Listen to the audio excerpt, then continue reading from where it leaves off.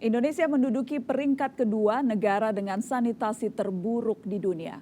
Menurut data terakhir World Bank, 63 juta warga Indonesia tidak memiliki jamban. Sebagian besar bukan karena tak mampu, melainkan faktor perilaku. Amanda Falani menelusuri salah satu kota di Jawa Timur yang sebagian penduduknya masih buang hajat di sembarang tempat. Di tengah kebiasaan buruk ini ada yang tak membiarkan mereka hidup tanpa kloset. Ia membantu warga membuat jamban dari rumah ke rumah tanpa pamrih, demi misi hidup lebih sehat dan bersih. Simak liputan Amanda Falani selengkapnya. Kota pesisir yang berada di pantai utara Jawa Timur ini terbilang cukup berkembang. Namun, di Kecamatan Wonoasih yang hanya berjarak 10 km dari pusat kota, saya menemukan gambaran lain. Tidak semua dari rumah di pemukiman ini memiliki akses sanitasi yang layak. Inilah pola hidup sebagian warga Wonoasih yang menjadi pemicu terjangkitnya berbagai penyakit. Salah satu yang utama adalah diare. Lebih enak buang air di sungai apa di jamban? Ya, tak punya laman lagi ya, lebih baik ke sungai. Oh, lebih Iya, ya enak nyaman di sungai? Iya, luas. Untuk apa saja tuh kegiatan di sungai? Kalau ke sungai, kalau saya ya cuma untuk anto, maaf, BAB toh. BAB doang? Ya kalau cuci ya ada di rumah, kalau cuci terus. Kenapa dari dulu? Berarti Bapak umurnya berapa sekarang? 42. Berarti 40-an tahun selama ini ke sungai terus? Ya beginilah. Kenapa lebih suka buang air di sungai, Bu? Kalau di sungai kan ada udara, nggak mungkin bau. Kalau di dalam WC, ya di dalam kamar mandi, bau. Saya mual kalau bau. Tapi kan banyak tetangga-tetangganya itu udah mulai buang airnya di jamban, di kamar Iya, mandi. sudah nggak punya mau semua. ikut. Sudah punya semua, tapi orang sini masih ke sungai semua. Kalau siang, kalau malam ke WC. Sementara kebiasaan ini masih berlangsung, ada sosok yang tidak membiarkan permasalahan akses sanitasi terus berlanjut. 100, 200, 300. Ini saya terima Ibu ya. Nah ini nanti saya tulis Ibu, ada buku angsuran. Nah nanti ini jangan sampai hilang, karena nanti ini bukti pada waktu Ibu angsuran tiap bulannya. Gitu ya. Pria ini biasa mendatangi satu persatu rumah warga di Kecamatan Wonoasih, Probolinggo, Jawa Timur. Sekilas apa yang ia lakukan seperti layaknya tukang kredit, menagih uang untuk sebuah cicilan. Namun sang sanitarian Anton Sulistyo bukan menjajakan perkakas rumah tangga, apalagi peralatan elektronik, melainkan jamban. Pak Anton, dari sekian banyak permasalahan kesehatan, mengapa perilaku buang air, terutama buang air besar yang menjadi konsentrasi Bapak? Karena memang secara real di lapangan atau secara makro secara Indonesia itu data kita menunjukkan bahwa perilaku buang air besar kita tuh masih kecil. Nah, khusus untuk di wilayah saya di Wonoasih ini baru mencapai 50%. Nah, berarti apa artinya? Separuh warga yang di Kecamatan Wonoasih ini buang air besarnya masih di sembarang tempat. Nah, ini kan sungguh memprihatinkan lah seperti itu. Apalagi mereka buang airnya di sungai. Apa faktor yang membuat perilaku seperti itu? Mungkin ini perilaku juga dari faktor habit keturunan dari yang dulu-dulunya. Mungkin kalau kita telusuri di masyarakat, ada juga yang punya jamban. Tapi masih perilaku mereka tuh masih lebih senang ke sungai. Tantangan kita memang perilaku, Ibu.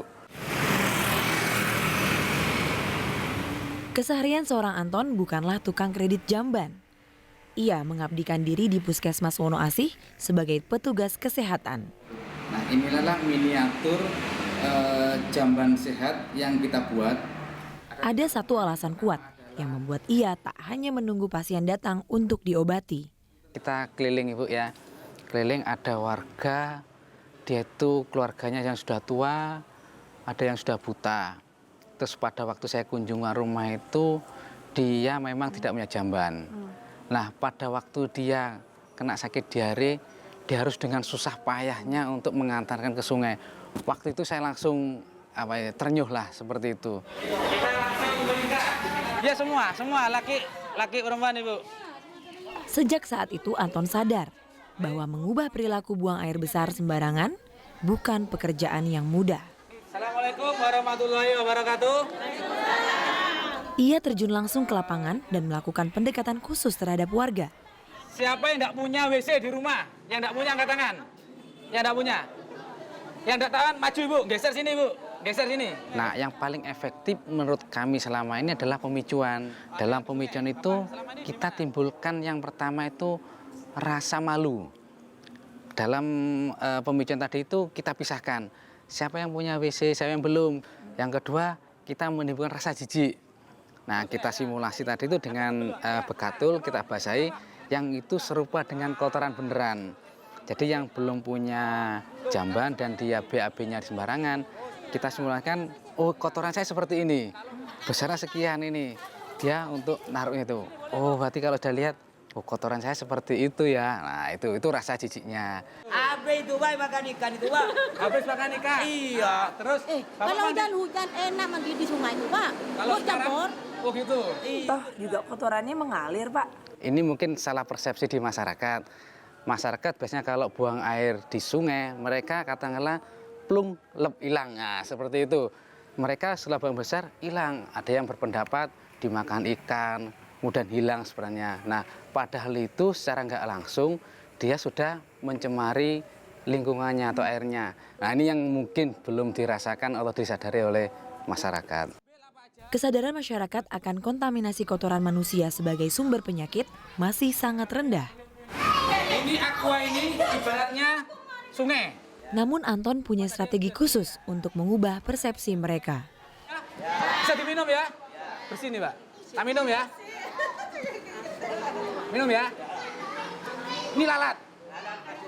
Kotoran ini. Terus dia menggigapin sungai atau makanan.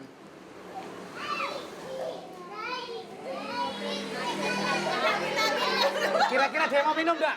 Ada yang mau minum enggak? Kira-kira masih menggunakan enggak?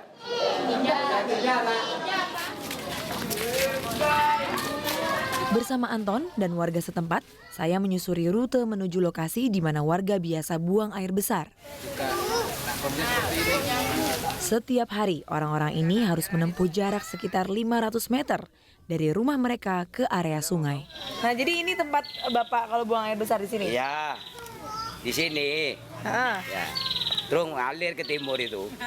Nah kalau misalnya kebelet gimana Pak? Wah, tidak jauh. Tahan dulu ya, tahan dulu. Mau keluar ya di atas. Semuanya juga di sini Ibu-ibu? Ya.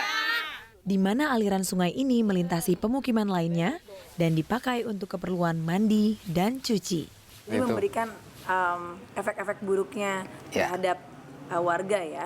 Intinya kita memunculkan rasa, saya tadi rasa jijiknya dimunculkan, rasa takutnya. Sehingga dengan rasa seperti itu dia akan muncul, oh ya saya muncul dengan sendirinya bahwa itu perlu kalau saya punya jamban. Setelah membuat warga merasa butuh akan sanitasi yang layak dan pola pikir baru terbentuk, Anton menawarkan kemudahan membuat jamban keluarga. Sejak tahun 2009 hingga saat ini, sudah sekitar 500 jamban yang terbangun. Ia punya alasan kuat mengapa harus memberikan kredit daripada sekadar bantuan belaka. Kita tidak membawa bantuan, Ibu. Nah, untuk itu kita bagaimana mengupayakan peran sertanya dari masyarakat. Kita picu, kita timbulkan bahwa jamban itu memang kebutuhan saya, seperti itu. Jadi kebutuhan masing masyarakat. Kalau misalnya saya lihat juga, banyak dari mereka mungkin tidak mampu untuk membeli jamban dan membangun sistem penampungan limbah domestik. Kadang memang masyarakat alasannya tidak BAB di jamban itu, alasannya apa? Dia tidak punya jamban. Kenapa tidak punya jamban? Alasan buat jamban itu mahal. Nah kita mengupayakan ada angsuran, ada kredit. Nah ini yang kita tawarkan Ibu. Kredit jamban berarti? Kredit jamban. Nah rata-rata masyarakat tuh senengnya kredit. Angsurnya berapa kemampuannya? Kita sesuaikan dengan tipenya Ibu. Saya mengikuti Anton untuk melihat proses pembangunan jamban sehat sederhana yang selama ini dianggap mahal oleh warga. Ini proses pembuatan jamban keluarga. Dengan metodenya, warga tak harus membayar tinggi untuk mendapatkan sistem sanitasi yang layak di rumahnya. Pak Anton, berapa sih biaya pembuatan jamban? Nah, kalau ini Ibu Ami ini memutuskan karena sesuai dengan keuangannya, ini totalnya adalah 1.500.000. Namun Bu Ami ini secara mengangsur. Nanti yang pertama, Ibu nanti pada waktu penggalian ini Ibu membayar sebanyak 300.000. Sisanya dicicil tiap bulanan gitu Ibu ya, 100.000 rupiah selama 1 tahun gitu Ibu. Masih di Kecamatan Wonoasih, Probolinggo, Jawa Timur, saya menemui sosok lain yang begitu peduli dengan permasalahan sanitasi. Siapa yang masih sering membuang sampah ke Pak Kontrol ini? Berbeda dengan Anton, pengurus Pondok Pesantren An-Nur, Mahfudz memiliki cara lain menampung dan mengolah limbah manusia hingga akhirnya justru bisa bermanfaat. Bapak bisa dijelaskan secara singkat dan jelas juga bagaimana sistem pengolahan limbah ini? Nah begini, jadi IPAL dibangun di Pondok Pesantren An-Nur ini melalui jalur paralon ke warga, di mana yang IPAL pertama ini mencapai 117 warga yang sudah masuk penampungan ke lokasi Pondok Pesantren. Nah itu dikembangkan lagi oleh Pondok Pesantren, dimanfaatkan airnya daripada air itu dibuang ke sungai. Karena airnya sudah yang keluar sudah bersih, bening dan sebagainya, kita dikembangkan menjadi kolam lele. Di mana kolam lele itu airnya dari air penampungan itu. Nah, nanti dari kolam lele itu kembali lagi ke bak penampungan lagi. IPAL bak kontrol yang dari rumah sebelah utara.